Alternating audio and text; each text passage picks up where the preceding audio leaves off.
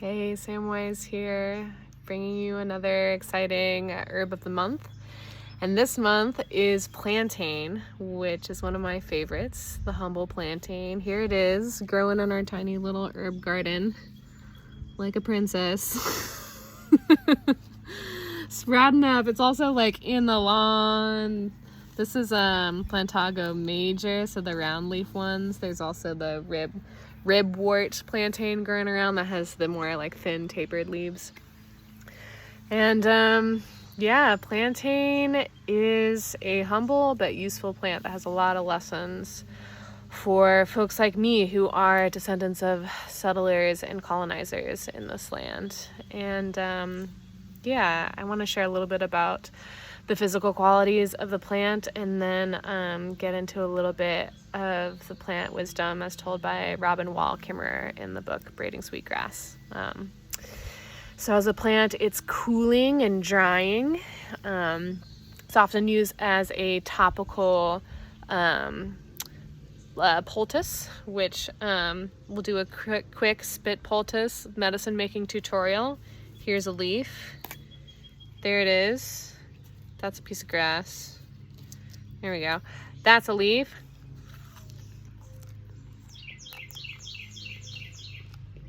Spit it out. It's bitter. It's a piecey. Delicious. That's your spit poultice. So this would be really great. It's very like nutritive tasting and tastes like plant. This would be good to put on like a bee sting or a mosquito sting or bite, or yeah, insect bites with venom in it. I'm just gonna put that over there. And that's kind of a big part of plantain is it has a drawing quality.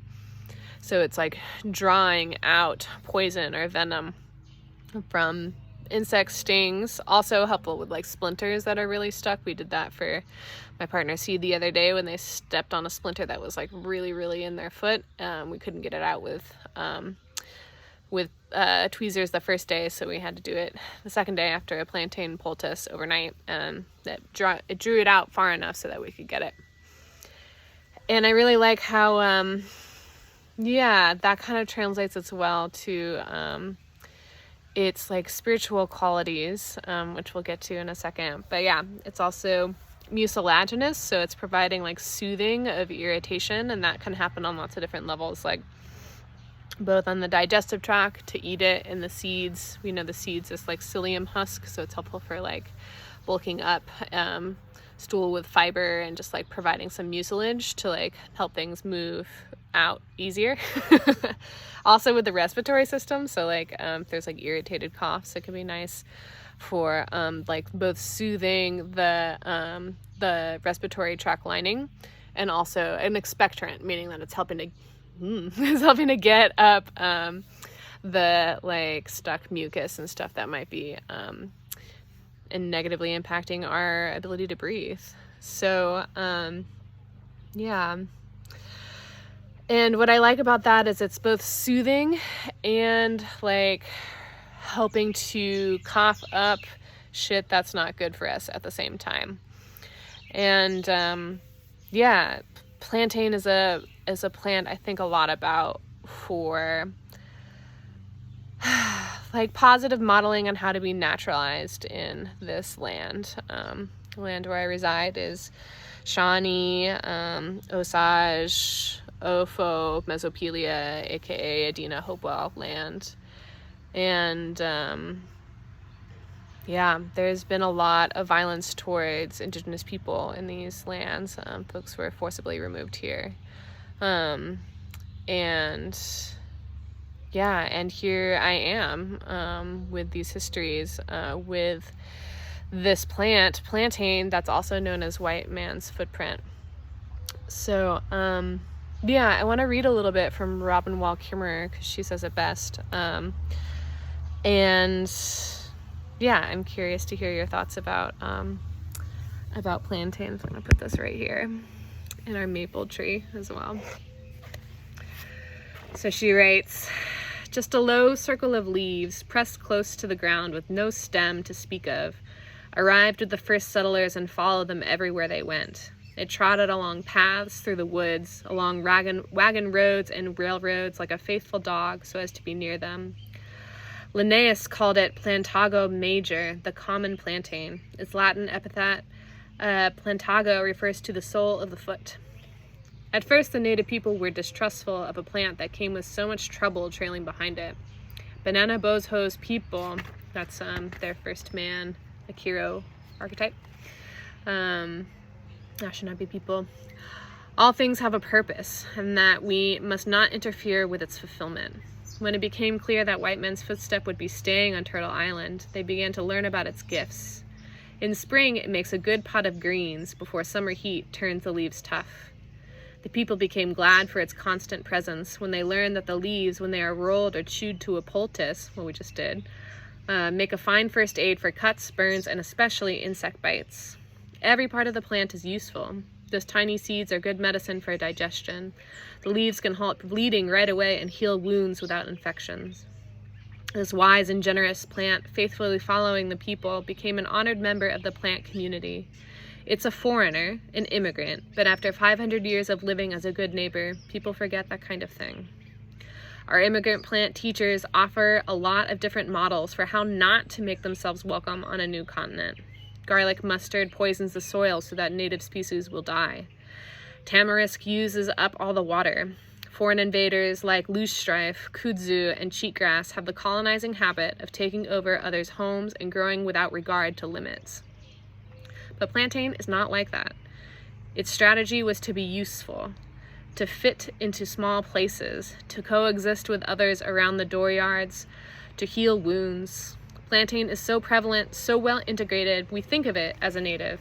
It has earned the name bestowed by botanists for plants that have become our own. Plantain is not indigenous, but naturalized. This is the same term we use for foreign-born when they become citizens in our country. They pledge to uphold the laws of the state. They might well uphold Nana Boho's original instructions too.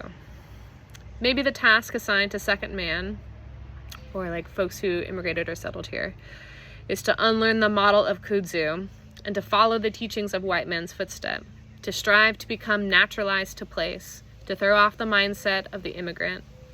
Being naturalized to place means to live as if this is the land that feeds you, as if the streams from which you drink as if these are the streams from which you drink that build your body and fill your spirit.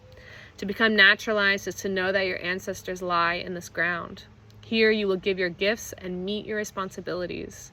To become naturalized is to live as if your children's future matters, to take care of the land as if our lives and the lives of all our relatives depend on it, because they do. As time circles around on itself again, maybe white man's footsteps is following in Nana Boho's. Perhaps plantain will line the homeward path we could follow. White man's footstep, generous and healing, grows with its leaves so close to the ground that each step is a greeting to Mother Earth. So thank you, Robin Wall Kimmerer, the book, Braiding Sweetgrass. I love this plant as a reminder of the ways in which we can help ourselves extract the poisonous thinking of white supremacy and empire, and the ways in which we've been taught that the world is ours to own, and to find the soothing qualities of connection, relationship, and healing that it offers at the same time. And it's an ancestral plant for European descended peoples, and one that models, again, this way of being in service and relationship to the world in which it finds us, without overtaking it or seeking to own or control it. So that's a little bit about our friend Plantain today. Stay tuned for a fun Herb at the End of the World episode coming up later this month. And yeah, I'd love to hear your plantain stories, if you have any. If you've used it for bee stings or any other poisons. So with that, I want to say thank you to all of my generous patrons who support me on Patreon. And we also just launched the Ancestral Healing for White Folks Discord, so I encourage you to check that out. So yeah, until then, take care.